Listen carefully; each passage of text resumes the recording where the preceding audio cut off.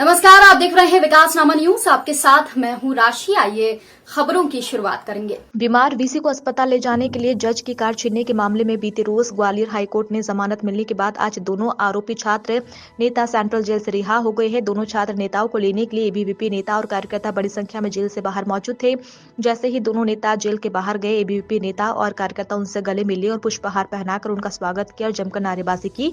दरअसल 10 दिसंबर को दिल्ली में संपन्न हुए एबीवीपी के राष्ट्रीय अधिवेशन में भाग लेने के बाद ग्वालियर दक्षिण एक्सप्रेस में सवार होकर ग्वालियर लौट रहे थे। इस दौरान उन्हें जानकारी मिली कि ट्रेन के स्पीकर कोच के सवार एक निजी विश्वविद्यालय के वीसी रंजीत सिंह यादव की तबीयत खराब हो गई है। उनकी हालत गंभीर है। इसी के बाद ग्वालियर रेलवे स्टेशन पहुंचते ही एबीवीपी कार्यकर्ता हरकत में आ गए और उन्हें स्टेशन के बाहर खड़ी एक कार को अपने कब्जे में ले लिया और बीमार वीसी को लेकर अस्पताल पहुंच गए थे।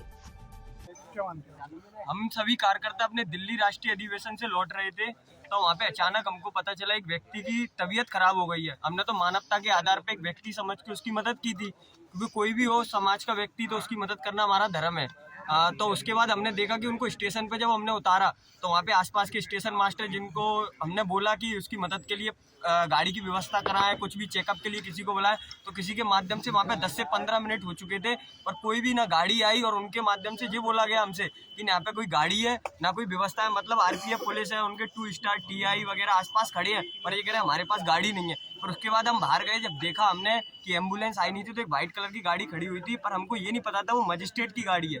तो उधर हमने देखा कि ड्राइवर था, उससे बोला हमने कि ऐसे ऐसे इनको लेके जाना है, तो उनने बोला कि नहीं ये गाड़ी नहीं जा पाएगी। पर हमको उस समय एकदम समझ में नहीं आया, क्योंकि उनकी स्थिति इतनी खराब थी कि अगर हम नहीं ले जाते तो उनका बच पाना मुश्किल था। इसलिए हमने उनसे गाड़ी ली, तो गाड़ी चला के हम दोनों उनको लेके तत्काल निकल दिए वहाँ से। फिर उसके बाद देखा गया, बस हमको एक चीज़ का खेद रह गया कि हम उनकी जान नहीं बचा सके, क्योंकि अगर 10 मिनट पहले एम्बुलेंस आ जाती तो उनकी जान बच जाती। फिर उसके बाद पुलिस प्रशासन द्वारा हम पे केस लाद दिया जाता है और हम पे डकैती का मुकदमा दर्ज कर दिया जाता है। 14 घंटे में हमारी गिरफ्तारी, हमको बात करने के लिए बुलाया गया और गिरफ्तारी कर ली जाती है, हमको जेल भेज दिया जाता है। और कई केस जैसे हम देख रहे हैं, कई आपराधिक केस डले हुए हैं, पर अभी तक उन अपराधियों पे ध्यान नहीं दिया जा रहा। पर हम छात्रों पे अचानक केस डाल दिया जाए, ना उसकी जांच होती है ना कुछ होता है। फिर उसके बाद हमने देखा कि जब विद्यार्थी परिषद की छात्र शक्ति और प्रदेश भर से जब जनमानस सड़क पर उतरता है, फिर न्यायालय में केस जाता है, वहाँ पे याचिका लगती है, तो जो न्यायालय होता है वो न्याय मंदिर होता है, वहाँ पे सत्य की जीत होती है। तो हम न्यायपालिका को भी